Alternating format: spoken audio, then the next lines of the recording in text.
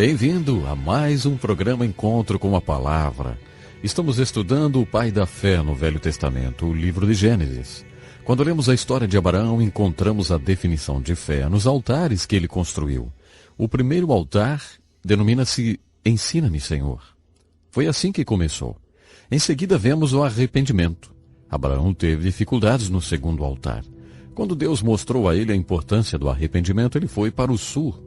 Quando Abraão entrou no Egito, ele estava em uma batalha espiritual. Ele não apenas foi geograficamente para o sul, mas também foi para o sul espiritualmente. Ele estava no Egito, ele estava fora de lá. Mas ele retornou do Egito para aquele segundo altar e chamou pelo nome do Senhor uma segunda vez. Depois ele teve um encontro com Ló. Quando Abraão saiu da terra de seus pais, na sua terra de origem, ele foi dito para deixar o seu pai para trás. Ele não pôde fazer isso. O pai dele morreu. Isso foi o que o estimulou a partir. Ele não foi antes que seu pai morresse. Ele foi dito para abandonar todos os seus parentes, mas ele levou o seu sobrinho Ló. Seu pai tinha um irmão chamado Arão. Ló era filho de Arão. Quando Arão morreu, Abraão o adotou. Talvez Abraão realmente amasse o sobrinho, ou talvez achasse que o sobrinho fosse a resposta para todas as promessas que Deus estava fazendo. Ele pode ter pensado, bem, deve ser isso que Deus quer dizer, afinal, aqui está o meu sobrinho vivendo na minha casa. Talvez ele seja o herdeiro através do qual meus filhos virão. Qualquer que tenha sido a razão, Abraão não pôde deixar Ló. Ele deveria fazer isso, mas ele não fez. Depois que Abraão enfrentou essa questão de arrependimento, ele chamou Ló e disse, Ló, nós temos que nos separar. Separa-te de mim porque eu vou me separar de ti. Está escrito que Ló foi para leste em direção a Rai e acabou indo morar em Sodoma e Gomorra. Abraão foi para o oeste e construiu o terceiro altar em um lugar chamado Hebrom. Mais uma vez eu acho que essa alegoria é bonita demais para não ter sido de propósito. Hebrom, na língua hebraica, significa comunhão. Quando Abraão levantou o terceiro altar, depois de ter levantado o altar do arrependimento, ele estava dizendo a Deus, Deus, eu quero te conhecer. Todos os homens das Escrituras fazem esse grande clamor, que eu possa conhecer a Deus. Todos eles clamam do fundo do coração, que eu possa conhecer a Deus. Quanto mais eles conhecem a Deus, mais eles querem conhecê-lo. Era isso que Abraão estava dizendo no terceiro altar. Deus, eu quero te conhecer, eu chamo esse altar de altar do relacionamento. Abraão construiu esses primeiros 3 altares nos capítulos 12 e 13. Nesses primeiros capítulos da história de Abraão, ele construiu 3 altares. Ele não constrói outro altar até o capítulo 22. O que ele estava querendo dizer quando construiu esse terceiro altar? O que aconteceu depois que ele construiu o terceiro altar? Quando ele diz, Deus, eu quero te conhecer, acho que o que Deus estava dizendo a ele era, Abraão, se você quer manter um relacionamento comigo, quero que você saiba algo. Se eu sou qualquer coisa, eu sou acima de tudo. Porque até que você me veja acima de tudo, então você ainda não me viu. Você precisa me ver como eu estou acima de tudo. Essa é a verdade. Contaram-me isso quando eu era criança. Se Jesus Cristo é qualquer coisa, então Jesus Cristo é tudo. E já que Jesus Cristo é tudo, Jesus Cristo não é qualquer coisa. Não tente fazer Jesus de tolo, não tente fazer Deus de tolo. Se você realmente quer conhecer a Deus, Deus quer ter um lugar muito certo, muito bom na sua vida. E sabe qual é o lugar? O primeiro lugar. Outra pessoa ocupava esse lugar na vida de Abraão. Ló, por exemplo. Ló era um exemplo das pessoas que colocamos em nossa vida e que Deus não quer que estejam presentes. Muito desgosto e tristeza são causados em nossa vida quando colocamos pessoas que Deus nunca quis que estivessem presentes. É isso que Ló representa. Em Gênesis capítulo 16, por sugestão de Sara, sua esposa, Abraão teve um filho com sua empregada egípcia chamada Agar. Ele deu ouvidos à sua esposa. Parece até com a história de Adão. Ficamos em sérios apuros quando Adão deu ouvidos à sua esposa e passamos a ter um monte de problemas quando Abraão deu ouvidos à sua esposa Sara e teve um filho com sua empregada egípcia chamada Agar. Essa criança foi Ismael. Não haveria conflitos no Oriente Médio hoje se Abraão não tivesse dado ouvidos a Sara, mas ele fez o que ela queria e teve um filho com a empregada. Ismael é o pai dos palestinos de hoje. E agora temos palestinos e judeus na Terra Santa. Esse é o nosso problema. Não haveria palestinos, os árabes, se Abraão não tivesse tido Ismael. Acho que Ismael é a ilustração de alguma coisa. O maior inimigo do melhor é o bom. O maior inimigo do melhor de Deus para a sua vida é algo bom.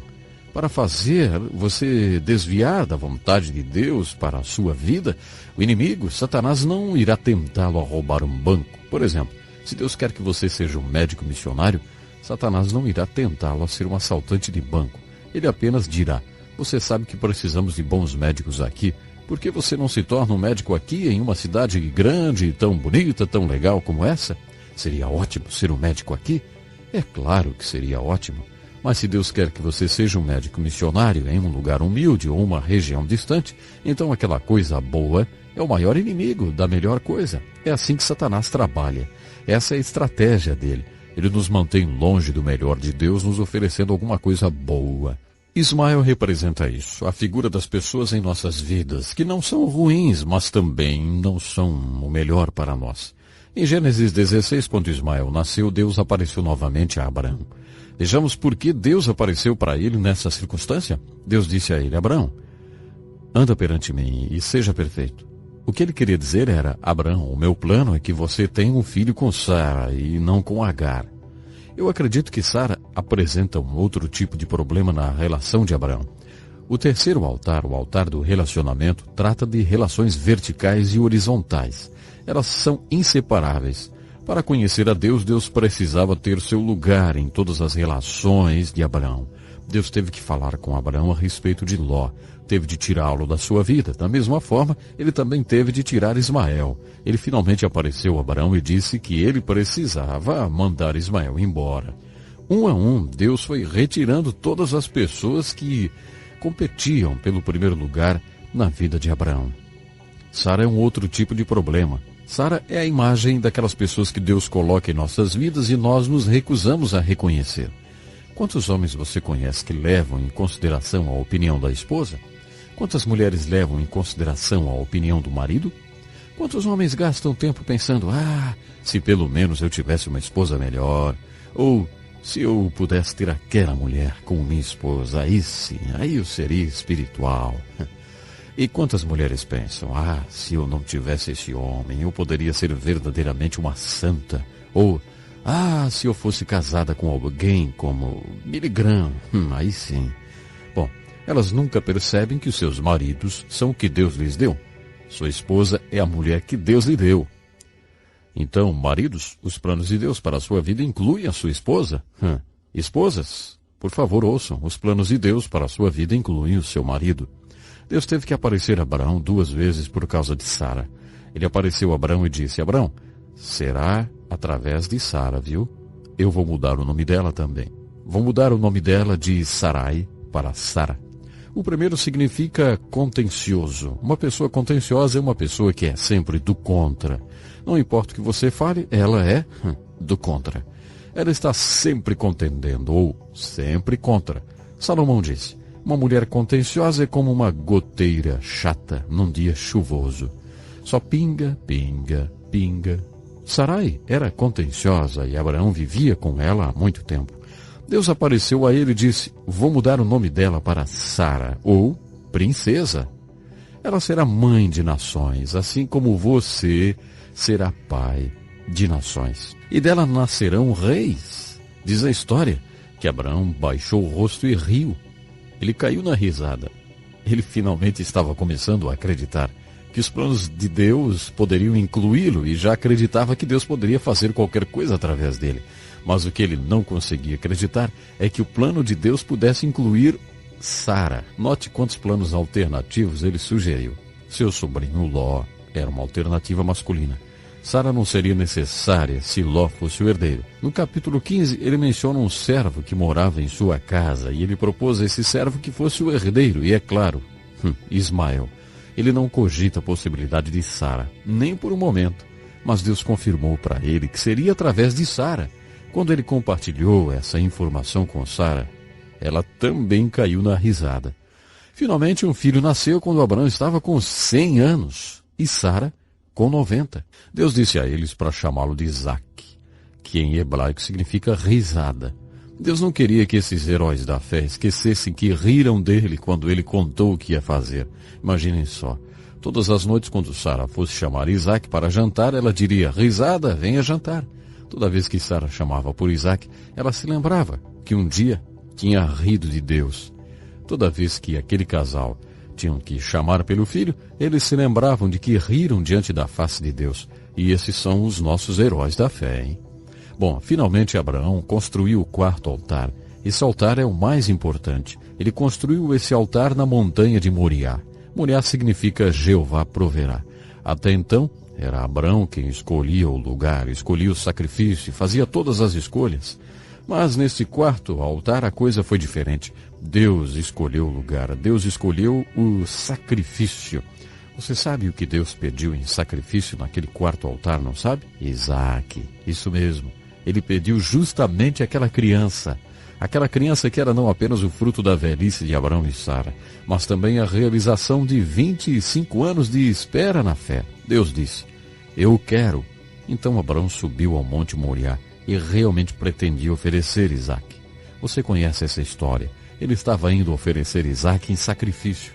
Antes de subir o monte com Isaac, Abraão disse aos empregados: vocês ficam aqui tomando conta dos animais enquanto eu e Isaac vamos subir ao monte para orar. Nós voltaremos logo. Abraão nunca duvidou de que ambos voltariam. No livro de Hebreus está escrito que Abraão acreditava que Deus poderia trazer Isaac de volta dos mortos se ele tivesse que sacrificá-lo. Abraão tinha tudo isso de fé. Ele cria. E aconteceu que Abraão não teve mesmo que matar o seu filho. Ele sacrificou um carneiro que foi providenciado por Deus. Ele chamou aquele lugar de Jeová Jiré, que em hebraico significa Deus proverá. Isso aqui é maravilhoso. É lindo demais. Deus fez isso para mostrar para nós que precisamos realmente estarmos sempre dispostos a subirmos a montanha. É lá que Deus nos prova, no topo da montanha de nossos compromissos. É lá que Deus prova a nossa fé. E é lá que provamos a Deus e o conhecemos melhor. Isso é rendição total. Abraão foi rendido totalmente. A mensagem da Bíblia pode ser resumida em 2 palavras. Primeiro Deus. Sempre primeiro Deus. Assim estudamos os 4 altares de Abraão: o altar da resposta, o altar do arrependimento, o altar do relacionamento e o altar da realidade, ou da rendição total. Pense nisso e até o nosso próximo programa.